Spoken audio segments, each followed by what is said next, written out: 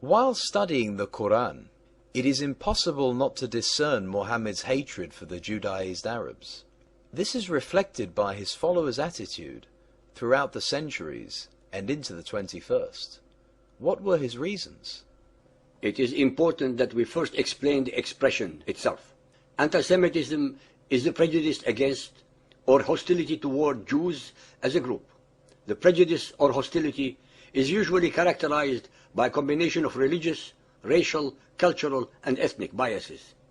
While the term's etymology might suggest that anti-Semitism is directed against all Semitic peoples, this is totally incorrect. The word was coined in Europe specifically against the Jews, who were the only non-European group. Hence Muhammad, who hated the Judaized Arabs, was anti-Semitic, and so are most of the Muhammadans, whether Arab or not. As we explained in our chapter 6a and b about Muhammad's two periods of concocting his Quran, while in Mecca, his verses reflected great respect and admiration for the Jews, whom he invariably called the people of the book. The book being the Hebrew Bible, since the Gospel spoke of the sonship and or divinity of Jesus, hence representing kufr.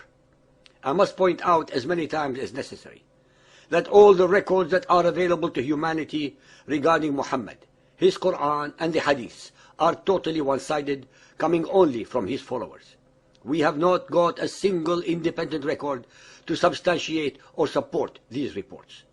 Muhammad and his followers show us, based upon their own testimony, that they forced into conversion, subjugated, enslaved and or slaughtered most of the Judaized Arabs as well as the Christian and pagan Arabs, their records and their books.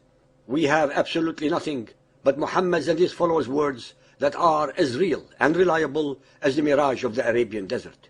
After 13 years of exhortation in Mecca, Muhammad failed miserably to make any impact upon his own people, the tribe of Quraysh.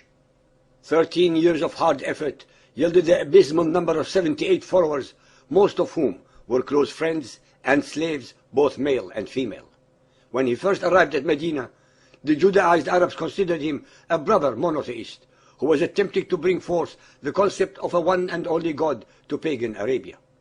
Please always remember that the Judaized Arabs as well as the Christian Arabs were natives of the peninsula centuries before Muhammad and his Quran. They were ethnic Semitic Arabs, not outsiders to the land. They had converted without coercion to the faith of the Jews or to Christianity. Moreover, the pagan Arabs settled their differences mostly by single combat and not by attacking in hordes and or armies. The Judaized and Christian Arabs had allies among the pagan Arabs. Both the Judaized and Christian Arabs supported their own allies among the pagans and fought accordingly. According to what we can glean from the Muhammadan records, both the Jews and Christians were mostly in agriculture, trade, and manufacturing, and allied themselves with the pagans because of intermarriage as well as for political and security necessities. More relevant of all, there was no hatred for either the Judaized or the Christian Arabs. Both were totally Arabized people who were indistinguishable from any others except for their beliefs and some traditions. The vile hatred and discrimination came as a result of Muhammad and his Quran. For the first 16 to 18 months, while among the Judaized Arabs of the Medina, Muhammad did his best to ingratiate himself with them, to the extent that he observed and instructed his followers to do the same, the Yom Kippur day of fasting, as well as praying with the Qibla towards the Sham or the direction of Jerusalem. The relationship would have continued to be amicable had Muhammad not started on the path of war and aggression. Ladies and gentlemen, only by studying, and I repeat studying, the historical records of Muhammad and Islam can anyone read between the lines and pick up the truthful nuggets of gold or of gems hidden within. The records are numerous, extensive, and are available for any who have the time and make the effort to study them. Never take the self-serving words of the so-called scholars of Islam for granted, since it is not to their advantage to reveal the facts. We listen to and read what they say, but do our research and come up with our own conclusions. You should do the same. The Judaized and Christian Arabs were agriculturists, manufacturers and or traders who could only operate properly if there is no conflict in the peninsula. the Meccans depended on trade and pilgrimage to make their living. That is exactly why they had the very definite rules for the conduct of war or conflict that were rarely, if ever, violated by the pagans, the majority of the Arabs. Muhammad, on the other hand, formed the first organized crime syndicate in Arabia, with Medina as its base and the caravans of the Arabs, their villages and herds, as their target. This was against the required stability of the peninsula for trade and commerce. The Medina Jews, I'm using for ease of terminology, became apprehensive and upset. Muhammad and his followers became the consummate pirates of the desert, ambushing, pillaging, slaughtering and enslaving any and all those pagans they could, even breaking the forbidden months prohibitions. To add insult to injury, Muhammad wanted the Jews to believe in him as the last prophet of Allah and to follow his belief system. This was the last straw, since he and his Quran were not offering anything new or relevant to add to their extensive religious beliefs. In fact, they chided Muhammad for misrepresenting and misunderstanding many of their concepts, precepts, and historical leaders.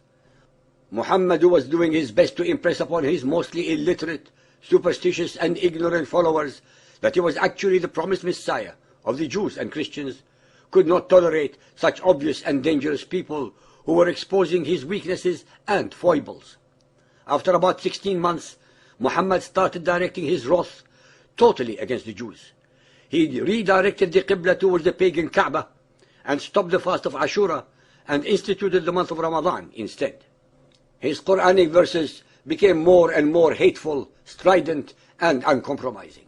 Furthermore, he started the first case of ethnic cleansing in the Arabian Peninsula. Every time he wanted to victimize a tribe, he declared that he received the usual convenient revelation from Allah, allowing him to do whatever he was intending to do. He was actually sanctifying all his nefarious deeds. The Muhammadan records exalt him for having destroyed first the 3 major Jewish tribes of Medina.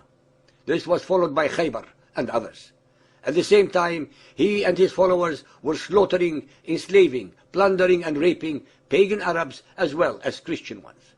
By the year 636, almost all the Judaized and Christian Arabs were either converted, enslaved, or forced out of most of the Arabian Peninsula, their native land, even unto today, 1400 years later.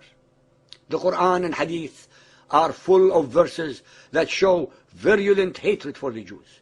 That is why, even though 1,400 million followers of Muhammad may have never seen or known a Jew, hate the Jews because of the Quran and Muhammad's Sunnah. Listen to our chapter 16. Ladies and gentlemen, so-called believers and unbelievers, please be aware that Muhammad in his Quran shows a relentless and eternal hatred not only for the Jews, but also for all other human beings who do not believe as he does. All Christians, Buddhists, Hindus, animists, etc. Listen to our chapters 14, 19, 22, 137 and get enlightened. After listening to all of the above, you will find out that Muhammad and his Quran are the ultimate, universal, but equal opportunity hate-mongering duos.